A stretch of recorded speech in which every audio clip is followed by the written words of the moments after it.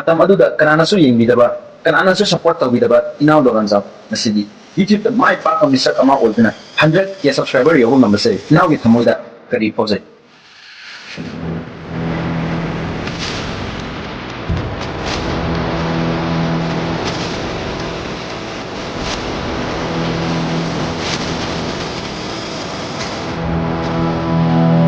interview labiyo na hanjin haijabada manglan present su yanida harau ya bibagi manglan present su haina de kana tagasar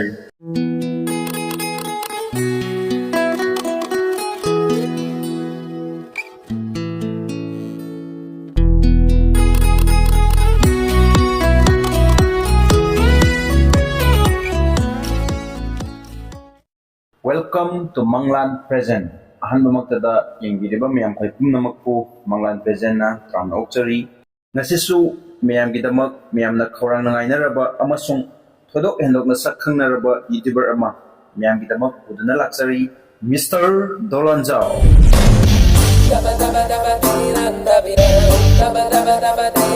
Inaw wariwa tayo hobayan na ba inaw gi introduction amatan tentak na tambiram. Ahanba magtada Manglan Present bu bijing tabi diba kay pumnamak po ikaw nga nakrumjari anis subada Manglan Present busu haina nga layta na thagatsari sumayna kaysu haijadaba kaysu laytaba ibu miyamda pukninggiwa fongdo po gitanza bibibigdama aigi mingna Dolanzao miyamna sukhangbire laifamna mandrang awang lekay ichil inaw na aikoy ahumni aina pamjaba adubu laibak sibudi imaga ipaga na itom da pokbiram yam nungai jare ina adudi wari watairam da mai onjilasi inaw ge YouTube channel asi karamba sahi dagi karamba wakhalon dagi create tawkibana na yam nungsiba wari ni tamo 1999 October thada aigi YouTube channel asi create tawjakibani aina sum khanbada Manipur gi oina YouTube channel hangbase aina yahan hanba oiramgani oisu oidawribani aduga miyamna sakhangnarakpana 2025 sahi asigi August thada khara khangnarakpa hol aduga aina YouTube channel create tawbagi wakhalon TV da natraga afawbad channel haidi oza hoigi Manglan Present asigumba nataba asidigi henna fawba sawba channel amada interview kaura adi haibagi wakhalonda hanjakini yam nungaili 1999 dagi horadi sahi kunmari kunmangadi hele yamna liraba channel ama so oire ado inaw asuk kuina sahi kunmangarom se tube tawraga miyamna sak khangnarakpadi sahi asigi August thadagi khangnarakpani haisibu karamna haidi inawna thawai yauna tawdabaira or marakta anayak yaukibaga laibagira yamna phajaba aina su yam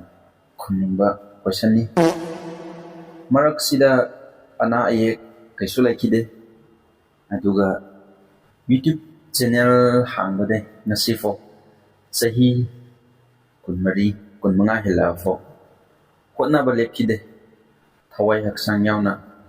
hotna ki video upload taw kidaba namit letri nasifo adu agi video di kanana su yengbi ki matam aduda kanana su yengbi daba kanana su support taw bidaba inaw Dolanzao nasidi YouTube da mai pa misak ama oiduna 100k subscriber yobo ngambase inaw gi thamoida kadi phauze haingai leitana harauze penze asumna miyamna sakhang birakpa aina asumna miyam gi seba taw ngamjabse miyam gi support ani haijani miyamna nusibi dragadi miyam gi support yaw dragadi aina asigi thak yaw baise pathok tabi pumnamak miyamna nusibibagi miyamgi support tagi asigi thak yawba ngamjaribane haingai leitna harazi ai Vietnam kidana ai hujik kari haidoinu su ai khangde aina pen man khidana harau man khidana manglan present na aibu interview lawbiyo haina ozada phone hanjin hanjin tawkibudun interview lawbiyo na hanjin hanjin haijabada manglan present asu yaningda harau harau yabibagi manglan present dusu haina haidana thagatsari amasung aigi viewers aigi supporter miyamnasu 100k subscriber yawnaba support tawibagi damak nakhoi busu manglan present gi kuthangdagi thagatpa phongdoksari losilakpada inaw da question ama inaw gi mingse asengbanasu dolanjao na kobra miyamna di dolanjao na khangnare asigi matangda kitang asigi matang yaudi nox ni ko tasengadi aigi mingse dolanjao na kode adugo aina youtube horakpada miyamna sakhangnaraba youtuber ama oirabadi haibagi wakhal manglan kya dalukki dolan sagat tuna paklaba chauraba wanglaba aigi bahap ki dolan duda ai matam kya nokna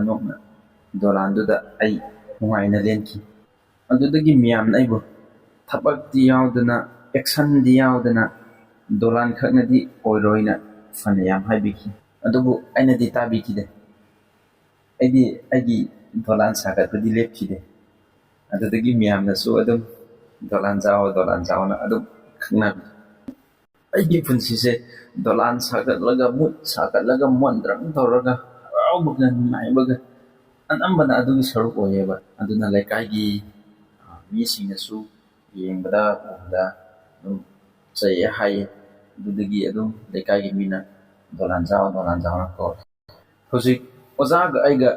phaminaraga wari sariba ozana aingonda lawriba interview asifo aina sagatpa dolan oigadrana pakadibane he isor mondrang oiramdabi dolan oiramdabi dolan jao as jipau tum libro hogolo nungdang chupadi phone dugo nungthin chupa tumine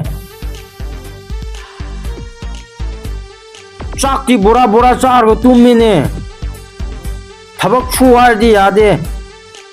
hogolo thabak leire hogolo si sumang ulama ali sup laglo ang khong wa sup laglo